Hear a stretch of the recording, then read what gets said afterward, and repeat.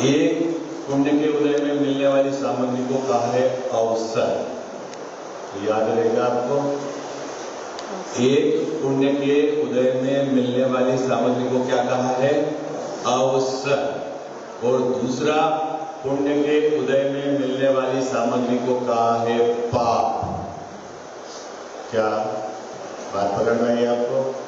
क्या दो पुण्य के उदय में मिलने वाली सामग्री का दो तरह से विभाजन किया है ज्ञानी जनों ने। एक तो पुण्य के उदय में मिलने वाली सामग्री जिसको कहा है अवसर, और दूसरा पुण्य के उदय में मिलने वाली सामग्री उसको कहा है पाप। अब आपको ये चक्कर हो गया होगा कि भाई किसको अवसर कहा और किसको पाप कहा। ठीक है, तो अभी तपीस भैया बता रहे थे ना, क्या बता रहे थे कि जिनेंद्र भगवान के दर्शन या जैन कुल में हमारा जन्म होना, ये क्या है? पुण्य का उदय है, साथ ही साथ पुण्य का उदय है ना। वो जो पुण्य का उदय है, जैसे हम संगी हैं, हम मनुष्य पर्याय है, उत्तम देश मिला है हमको। क्या मिला है? ये जो भारत है ना, ये उत्तम देश मिला है। किसके उदय से मिला है? अरे हम लंदन में पैदा नहीं हुए हैं। क्यों लंदन में भैया? लंदन में पैदा तो उसमें क्या दम है? वहां कभी तो 1:30 बजे ही अंधेरा हो जाता है दोपहर में कभी रात के 11 बजे तक उजाला रहता है। आई बात समझ में? जहां दिन रात का ठिकाना नहीं है, चारों तरफ क्या सब मांसभक्षी शराब पीने वाले जीव, उनकी संसर्ग। तो अब भारत में हमारा जो जन्म हुआ है वो किसके उदय से मिला है? अपने को पुण्य के उदय से मिला है। जैन कुल मिला है तो पुण्य के उदय से मिला है। जिनेंद्र भगवान मिले हैं तो पुण्य के उदय से मिले हैं। उनकी देशना मिली है तो पुण्य के उदय से मिला है। गुरुदेव श्री की देशना मिली है तो किसके उदय से मिली है? पुण्य के उदय से मिली है। इस सभी प्रकार के पुण्य के उदय को क्या कहते हैं? अवसर। क्या बोलते हैं? चांस। और एक पुण्य का उदय है जिससे आपको 4 मकान मिले हैं, 5-7 गाड़ियां हैं, 2-4 किलो सोना है 5-50 नौकर है, 2-4 फैक्ट्री है। उस पुण्य के उदय को क्या कहते हैं? पाप। अरे बोलो भाई, उस पुण्य के उदय को क्या कहते हैं? वो परिग्रह है, परिग्रह। और उसका पर्यायवाची नाम है पाप, चिंता, दुख, परेशानी। बात समझ में आई आपको? क्या पुण्य का उदय एक अवसर है और एक पुण्य का उदय है पाप है। अब समस्या यह है कि बुद्धिमान लोग, ज्ञानी जीव, समझदार लोग है ना, जैसा बैठे हैं शेयर मार्केट वाले, वो बोलते हैं सही समय पर गाड़ी में चलना और सही समय पर उतर जाना वही समझदारी है। जब किस समय माल निकालना है? माल किस समय निकालना कि जब आपको लगे कि इसकी कीमत ऊपर से ऊपर आ रही है, अब निकल के बाहर हो। उसके बाद लालच नहीं चलेगा। आई बात समझ? व्यापारी है ना, व्यापारी माल खरीदते समय भी, माल को स्टॉक रखते समय भी और माल को बेचते समय भी, तीनों समय उसकी दृष्टि लाभ में रहती है। बात पकड़ना यार। क्या कहा? व्यापारी माल खरीदेगा तब भी उसकी दृष्टि किस पे रहेगी? लाभ पे रहेगी। माल को स्टॉक, अरे अभी माल नहीं बेचना, रुको, क्योंकि उसको लगता है तेजी आने वाली है। तो स्टॉक भी काहे के लिए करता है? लाभ के लिए। अभी बेच दो, जल्दी से बेच दो, तो वो काहे के लिए? वो भी लाभ की। तो जो अवसर को परिणाम में कन्वर्ट कर ले वो तो समझदार है। बात समझ में? क्या अवसर है ना, अभी अपने को अवसर को परिणाम में, फल में कन्वर्ट कर ले वो तो है समझदार है। और अवसर चला जाए है तो वो तो हमारी मूर्खता है। अभी यहां अपन जितने भी जीव बैठे हैं उनके सबके अवसर तो समान है। अंतर हो सकता है तो वो परिग्रह में हो, पाप में हो, उसको जानिए। आएगा समझ में? क्या अवसर अभी यहां अपन जितने भी बैठे हैं सबके लिए अवसर समान है। क्या हम सब मनुष्य पर्याय में है ना, कैसे जीवन संगी है, विचार कर सकते हैं, सम्यक दर्शन को लेने की वर्तमान पर्याय की योग्यता है, पात्रता है, जैन कुल में जन्म लिया है, उत्तम देश में है पंचपरमेष्ठी भगवान मिले हैं हमको सबको, है ना, ये वाले अवसर तो सबके है ना यहाँ उपस्थित है। अंदर हो सकता है किसी के 2 मकान है, किसी के 1 मकान है, हो सकता है किसी को किराए का मकान है, किसी के पास बढ़िया गाड़ी हो, मर्सिडी हो, और हो सकता है किसी के पास 800 हो। ये अंतर है, लेकिन इस अंतर को तो ज्ञानियों ने क्या कहा, परिग्रह। तो उधर के अंदर को तो छोड़ो, अभी जो अवसर मिला है उस अवसर को सिकराना है। क्या करना है, उस अवसर को परिणाम में हमको परिवर्तित करना है। अब प्रश्न यह है कि साहब परिणाम क्या है, क्या हमको करना है, हमको ये तो बताओ। तो आपको कोई गोल लक्ष्य आपका निर्धारित है हमारे इस मनुष्य पर्याय का? तो भाई कोई लक्ष्य आपका निर्धारित है इस वर्तमान पर्याय का? क्या करना है? बोले अभी हमको पता ही नहीं क्या करना है। हाँ, क्या करना है? बोलो भाई, मंदिर बनाना है, विधान कराना है, क्या करना है? क्या भाई हम तो है जैसे रिटायर्ड हो गया तो रिटायरमेंट बनाना है, 50 वर्ष हो जाए शादी के तो वो सेलिब्रेशन बनाना है? क्या करना है इस मनुष्य पर्याय? हमारी परिणति में धर्म को प्रकट करने के लिए यह सर्वोत्कृष्ट अवसर है। क्या बात समझ में आई? टोडरमल साहब की भाषा में कहे तो अब सभी प्रकार से अवसर आ गया है। किस काम क्या करना है हमारे को? इस पर्याय का सबसे पहले नंबर का काम क्या है हमारे को? क्या हमारी परिणति में धर्म को प्रकट करना है, सम्यक दर्शन, ज्ञान, चारित्र हमारी परिणति में प्रकट हो, इस अवसर को जाने नहीं देना है। ये हमारे अभी चक्कर यह है कि हमें उसका तो ख्याल ही नहीं है, उस अवसर की तो हमें कीमत ही नहीं है। और हम 24 घंटे जो हमारे पास वर्तमान पूंजी है, क्या है पूंजी हमारे पास? वर्तमान पूंजी हमारा क्षयोत्सम ज्ञान, और उसमें क्या योग्यता है क्षयोत्सम ज्ञान में कि वो हित और अहित का विचार कर सकता है, क्योंकि हम संगी हैं, ठीक है। और ये बाहर में तो पुण्य के उदय से मिलने वाले जो अपन निमित्त है उसकी चर्चा कर ली। इस क्षयोत्सम ज्ञान का सर्वाधिक दुरुपयोग हमारे द्वारा वर्तमान में किया जाए। बोल के साथ कैसे किया जाए? हाँ, हम 24 घंटे जैसा 24 घंटे किस चीज में हमारा उपयोग लगता है ये बताओ। जिस चीज में क्या, या तो 5 इंद्रिय के साथ भोग के सामग्री को जोड़ने में, धन को कैसे अर्जित करूं इसमें, धन की रक्षा में 24 घंटे अपना उपयोग कहां लगता है? कहां लगता है? जिस सामग्री को समस्त ज्ञानी जनों ने एक सिरे से खारिज कर दिया कि यह तो परिग्रह है, ये चिंता है, ये दुख है, और अपन 24 घंटे जो हमारी पूंजी है उसका उसी में हमारा उपयोग लगता है। आप क्या होंगे साहब?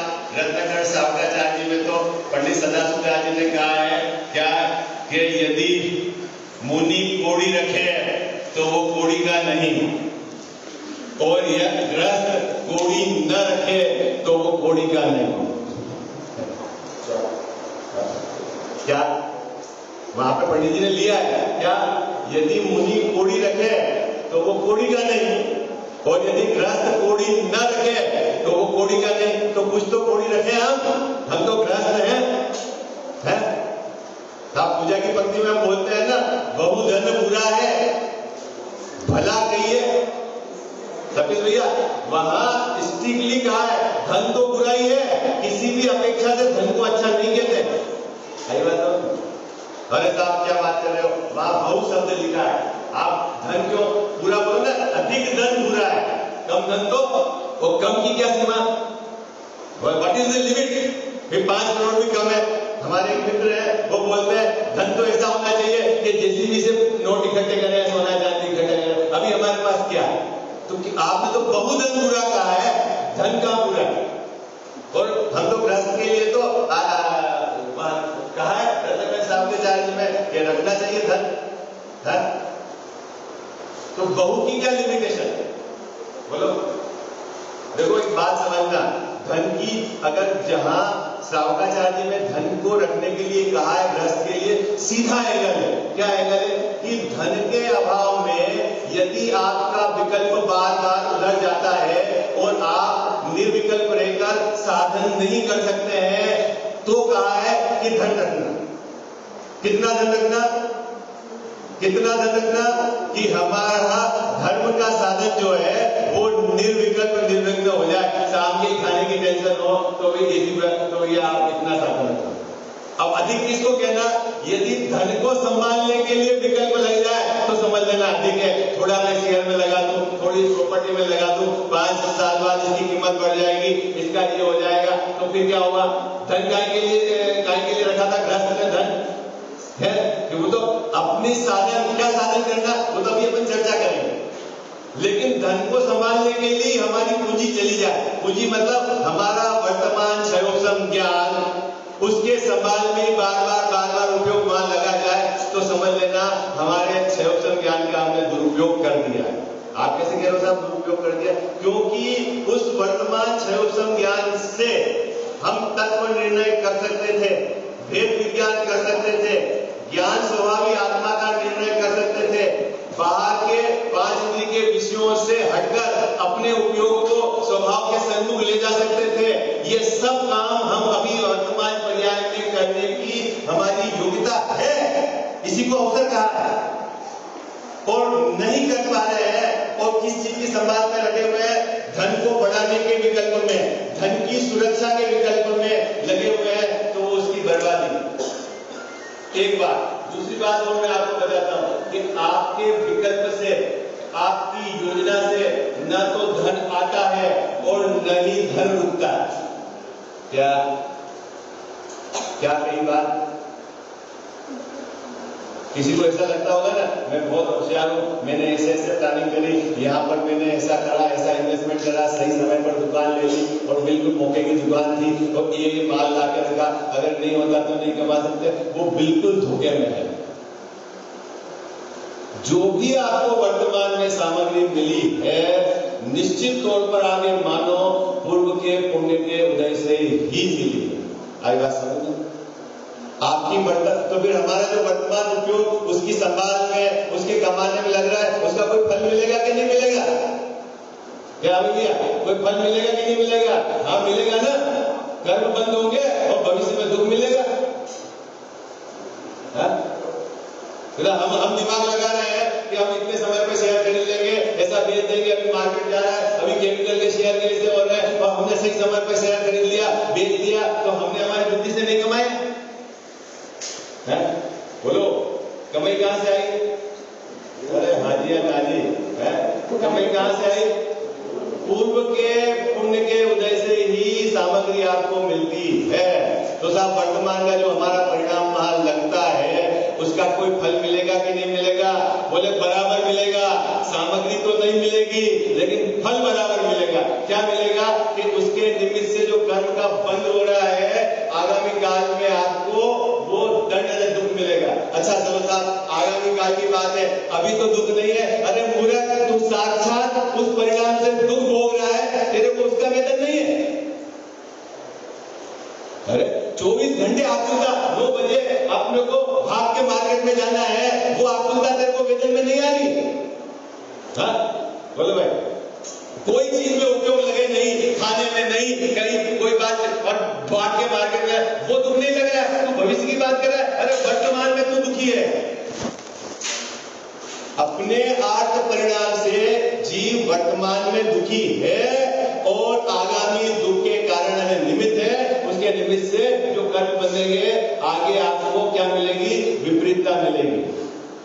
हम क्या कर रहे हैं? हम सब क्या कर रहे हैं? बोलो भाई, हम सब क्या कर रहे हैं? अवसर को बर्बाद कर रहे हैं, अवसर को कन्वर्ट नहीं कर रहे। अवसर तो हम सबके बराबर है अभी वर्तमान में, अवसर को कन्वर्ट नहीं कर रहे हैं। मतलब अभी हमारा एकमात्र लक्ष्य होना चाहिए। क्या लक्ष्य होना चाहिए? कि जो सभी प्रकार से अवसर मिले हैं, इसमें मेरी परिणति में धर्म प्रकट ही चाहिए, एक बात मेरा आदर्श है। चलो साहब, जो भी परेशान है, जिनको सुबह 9 बजे उठ के जाना है, उनकी बात छोड़ो। हम तो बहुत शांति से धर्म ध्यान करते हैं, 11 बजे मंदिर से आते हैं और फिर जाते हैं आराम से, हैं? और खूब जी वैसे भी है कि अब हमको कोई ज्यादा धन कमाने की लालसा नहीं है। जो हमारे पुण्य के उद्देश्य है, पेंशन आ रही है, FD का ब्याज आ रहा है और हम फिर आराम से अपने 5 मिनट के विषय भोगते हैं, नहीं? तो दूसरे नंबर के और समझ पहले नंबर के तो जो अपने वर्तमान सबको दुरुपयोग करते हैं, किसमें? जहां इसकी कुछ चलती नहीं।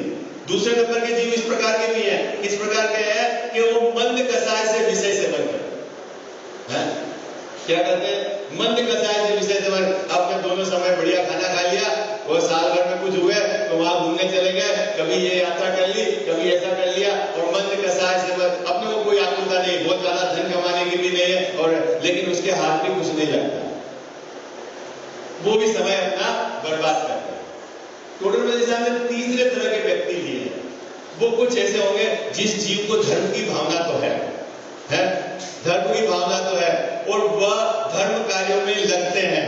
तो टोटल मेडिसिन साहब ने उनको भी पकड़ा। देखो एक बहुत सुंदर बात बताता हूँ, आप मोक्ष मार्ग प्रकाशक ग्रंथ की टोटल मेडिसिन साहब का कितना शार्प एंगल था।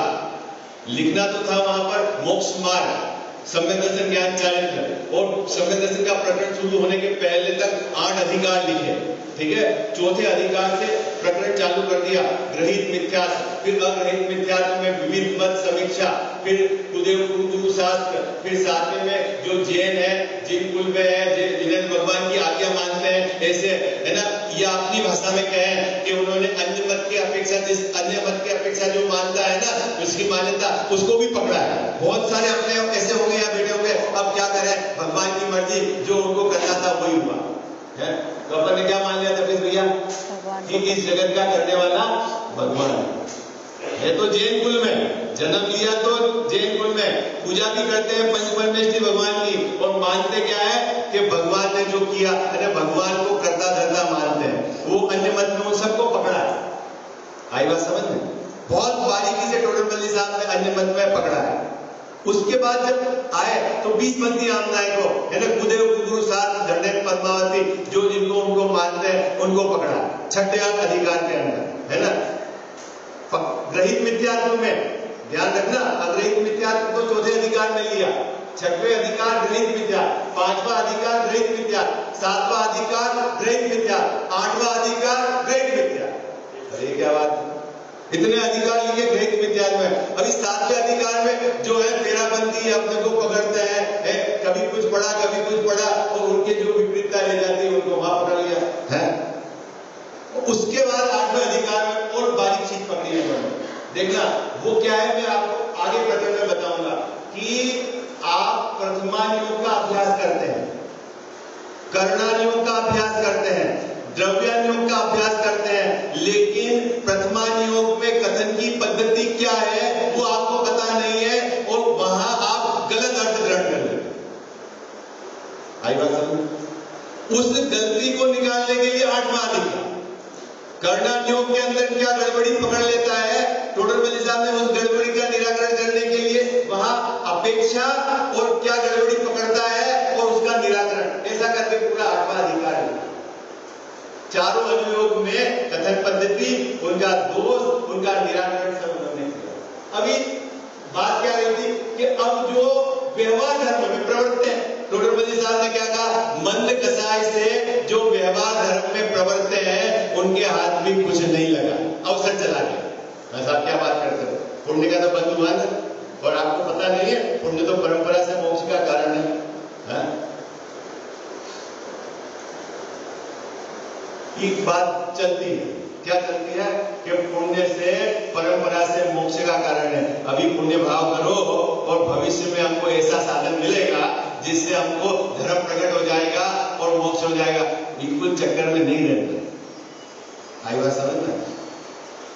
वो किस अपेक्षा से कहा है, कभी वो समय आएगा तो उसकी अपेक्षा पर भी अपन विचार करेंगे। अभी तो क्या कह रहे हैं कि मंद कसाय से वो क्या करते हैं, व्यवहार धर्म के कार्य में प्रवृत्ता है, उसका भी ये चांस अवसर चला है। क्या व्यवहार धर्म मतलब क्या? दया, दान, पूजा, व्रत, तीर्थ यात्रा, विधान, और इसी में मन कसाय से प्रवृत्त होता है। तो साहब उसके क्या धर्म प्रकट नहीं होगा, उसमें पुण्य का आश्रय हो गया है। पुण्य का उदय आएगा तो बाहर में हो सकता है हमें कुछ सामग्री मिले कालांतर में, लेकिन वर्तमान अवसर चला है। और वर्तमान अवसर कैसा है कि सभी प्रकार से अवसर आया है। बहुत सादगी से आप विचार करना, मैं श्रीमद की उन पंक्तियों को दोहरा रहा हूं और अब फिर अपन उस पर विचार करेंगे। श्रीमद ने कहा यह कार अनंत बार कियो है। पूरी पंक्ति सुनी हुई होगी आपको, नहीं तो क्या? यम नियम संयम आप लियो, पुनि त्याग विराग अगाध कियो। कपिल भैया जैसा कंठ नहीं है मेरा लेकिन आप शब्दों पे ध्यान देना। हाँ? यम नियम संयम आप कियो, पुनि त्याग विराग अगाध कियो है। वनवास रहो मन मौन रहो, दृढ़ आसन पद्म लगाय लियो है। सब वेद जपे तप त्यों ही तपे, डर से ही उदासी ली जग से। सब शास्त्रन के नयनधार हृदय, मत मंडन खंडन भेद किए। यह कार्य अनंत बार कियो, कछु हाथ हजूम तथापि कछु कुछ हाथ हजू न लगो। ये काम मैंने पूर्व में अनंत बार कर दिया है। क्या पूर्व में अनंत बार कर दिया था? जो बोला ना यम नियम संयम है, बोलते ना मुनिव्रत धार अनंत बार है। क्या रह गया? जैसा आप 28 बिल्कुल निरतिचार पालन नहीं करे होंगे। नहीं, निरतिचार पालन किए, नहीं करने वाली की बात ही नहीं। पूर्व में आपने ऐसे नियम नहीं लिए, अरे लिए हैं, दृढ़ता से पालन किया है। वहां श्रीमद कह रहे हैं अब क्यों न विचारत तू मन से, कुछ साधन शेष रहा इनसे, कि तू क्या चीज चूक गया है और वो चूक इस वर्तमान पर्याय में नहीं रहनी चाहिए। अभी तेरी ताकत उस पर लगनी चाहिए। आई बात समझ? तेरी ताकत यदि तू वापस उन्हीं क्रियाओं में लगाता है जो तू पूर्व में कर चुका है, तो पूर्व में तो तेरे हाथ कुछ नहीं लगा। अभी हमारी इस वर्तमान पर्याय में हमको ये खोज करनी है, पूरी ताकत से खोज करनी है कि क्यों मेरे पूर्व में मेरी परिणति में धर्म प्रकट नहीं हुआ। क्या गलती मेरे से रह गई? क्या मैंने जप नहीं जपा? क्या मैंने नियम नहीं लिए? क्या मैंने संयम को धारण नहीं किया? क्या मैंने दान नहीं दिया? क्या मैंने पूजा नहीं की? क्या मैंने तीर्थ यात्रा नहीं की? क्या नहीं किया पूर्व में? कि क्या मुझे देशना नहीं मिली है? आप स्वयं बोलते हो भाव भाव में जिन पूजन की है, मैंने हर भाव में पूजन की, तो क्या पूजन ही करनी है? और अगले भाव की तैयारी, साहब अभी कुछ करेंगे तो अगले भाव में मिलेगा। देखो मैं आप बात बताता हूं, गुरुदेव श्री को ये बात बिल्कुल पसंद नहीं थी। मैंने जितना उनको सुना है समझा है, कितने भी जीव उनके पास गुरुदेव श्री के पास जाते थे, कहते थे साहब हमारा तो अभी क्या है कि तत्व विचार में उपयोग नहीं लगता है। अब क्या कर रहे हैं? अब बताओ क्या समझती है? क्या कहते थे? अब हमारा तत्व विचार में उपयोग नहीं लगता है। अब क्या करें? या तो पाप में जाए या आप बोलो तो ये पुण्य परिणाम होने लगे। गुरुदेव सिंह ने तब भी कि तू तत्व विचार में ही उपयोग लगा। क्यों? कि तेरे पास अभी वर्तमान पर्याय में विचार करने की योग्यता है, तू विचार कर सकता है, तू वो कर, तू निर्णय ले, तू मंद कसाई के जो प्रवृत्ति है उसमें अटक मत जा। ये तो तेने गुरु भाव में अनंत बार किए हैं। आई बात समझ में? दया दान पूजा व्रत का परिणाम तो तेरे अरे उत्कृष्ट कोटि का हुआ है। द्रव्यलिंगी मुनिराज 90 द्रव्य तक जाता है, उत्कृष्ट कोटि का शुभ परिणाम हुआ है। आई बात किसको हुआ है? किसको हुआ है भैया? भाई भैया किसको हुआ है? मेरे को हुआ है। फिर कछु हाथ रजू न लगो, अभी तक मेरे हाथ में नहीं लगा। अरे मेरी परिणति में धर्म प्रकट नहीं हुआ है। आई बात तो अब हमको क्या खोज करनी है कि किसके आश्रय से मेरी परिणति में धर्म प्रकट होगा। एक बार पूर्व में मैंने क्या गलती की है, क्या साधन शेष रह गया, ये हमको खोज करनी है कि पहले मैंने क्या किया और काम नहीं हुआ, अब मुझे क्या करना है, तो मुझे काम करना है। आई बात समझ? इसको कहते हैं अवसर को कन्वर्ट करना। आई बात समझ? क्या बात रही? कठिन तो नहीं हो गया? जया जी ने बोला तो था सरल ही का हम देखो आप प्रोफेशनल पंडित होते हैं, वो तो मैं हूं ही नहीं कोई पढ़ाई लिखाई करी हो और ऐसा जो हमने गुरुदेव से सीखा है, जो ग्रंथ से वो जो बात निकला है वो आपको बता है। क्या मतलब ये तो परिवार के सब सदस्य हैं, मैं आपको सीधी बात बताता हूँ कि बिल्कुल इस पर्याय के अंदर एक मात्र लक्ष्य और सम्यक दर्शन का विषय आपको पकड़ में आ गया और पूरा समर्पण अगर नहीं देंगे और सम्यक दर्शन से चूक गए तो आगे ऐसे अवसर मिलने की कोई संभावना नहीं। इतनी अपने को सावधानी रखना, कहीं भी नहीं अटकना। आएगा समझ? इतना सार्थ किया है गुरुदेव जी ने, दादा ने इसको बहुत बार इतना सार्थ किया है कि आप प्रथमा नियो, करना नहीं हो, चढ़ना नहीं हो, इनका भी अभ्यास करें। लेकिन बात पकड़नी है आपको कि सम्यक दर्शन का विषय हमारे को बिल्कुल स्पष्ट होना चाहिए, है ना। आगम के आधार से अध्यात्म में जो शुद्ध बुद्ध भगवान आत्मा की बात, वो बिल्कुल आपको निर्णय में आनी चाहिए और पूरे समर्पण के साथ उसके सन्मुख होना है अपनी वर्तमान सर्वसम ज्ञान को, अपने उपयोग को। ये काम इसके अलावा कहीं भी में डाइवर्ट हुआ तो समझ गया भटक गया चांस हाथ से। क्या तभी भैया कहीं भी गया तो भटक गया। जैसे अभी पहले तो मैं इंजीनियरिंग करता था तो डिजाइन करता था, तो अपने आप को क्या मानता था, बस अब मेरे से जैसा बढ़िया डिजाइन करने वाला कोई नहीं। मैंने पंखा बनाया जो 600 HP की जगह 500 HP में चलता है, रोज 10,000 रुपए का बचता है, पैसे बचते हैं, मेरे से अच्छा डिजाइन करने वाला नहीं। ओके, थोड़ा सा हमारी रुचि बढ़ती और अभी धर्म क्षेत्र में आ गए, अब ऐसा लगता है मुझसे अच्छा कोई प्रवचन करने वाला नहीं। दोनों परिस्थिति में कर्तापन का तो मेरे भाव विद्यमान रहा ही रहा। आई बात समझ? क्या कर्तापन छूटा नहीं, है ना। क्षेत्र बदल दिया है, एक्टिविटी बदल दी है। पहले मैं घर का करता था, अब मैं मंदिर का करता है। हो सकता है कि उस कार्य को, क्योंकि आम लोगों के कल्याण की बात है तो उसको जगत के जीव अच्छा कहेंगे, लेकिन अपन तो इधर की बात करते हैं, अवसर चूक नहीं जाना। जगत उस कार्य को अच्छा कहेगा क्योंकि वो जन सामान्य के लिए किया गया है, लेकिन हमारा वर्तमान भाव धर्म प्रकट करने के लिए उसके समर्पण में उसको करने के लिए बाकी कोई भी एक्टिविटी ऐसी हो कि जिससे आप डाइवर्ट हो गए तो समझ लेना ये चांस चला गया। आएगा समझ? अब कैसे करें? प्रतिमानियों का अभ्यास कैसे करें, चरणानियों का अभ्यास कैसे करें, द्रव्यानियों का अभ्यास कैसे करें, उसमें क्या विधान है। तो आपको 8वां अधिकार मोक्ष मार्ग प्रकाशक का आपको पढ़ना है, बहुत शांति से पढ़ना है। प्रतिमानियों की कथन पद्धति क्या है पढ़ना है, उसमें दोष कल्पना कैसे हो जाती है पढ़ना है आपको, और कहीं में उसमें तो गड़बड़ नहीं। मैं तो अभी मेरे पास 5 मिनट है, मैं आपको सीधा शॉर्ट रूट बता देता हूँ जिनके पास समय कम है। सबसे पहले तो आप आगम के आधार से अपना जीव है द्रव्य, उसकी पूरी आप एक बाउंड्री निर्धारित कर लो।